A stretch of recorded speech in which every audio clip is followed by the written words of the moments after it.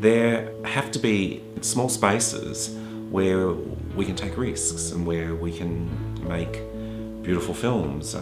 And I think that that's why a series like Anatomy is important. We always wanted to make a series that was pretty risky, and we also wanted to make a series that was about how a documentary in itself can be a work of art. And we were always encouraging the filmmakers that we worked with to basically be bold and to really own the style of their piece. I think that one of the strengths of the series has been its thematic rigour. We have always really tried to make sense of the relationship between the artist and the body part that we're describing. The body part becomes a metaphor for the art practice. The third series, thematically, seems to be about the internal workings of things. And so you have Tissue, a wonderful and wild story about this group of artists who work with living cells and make art from living tissue. And it raises really profound questions about what is life and what is the relationship between art and the making of life and the taking of life as well.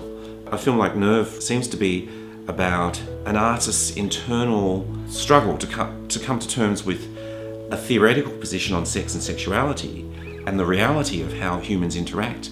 You have Paul Capsis, but it's actually all about his hair, and the hair becomes a metaphor for his personal journey and his kind of acceptance of his gender identity. For an audience, the Anatomy films are a smorgasbord of weird, wacky stories, compassionate stories, moving stories, surprising stories about artists who are really pushing the boundaries of their form and their practice, but also about human beings and how they exist in the world and how they deal with personal issues through an arts practice.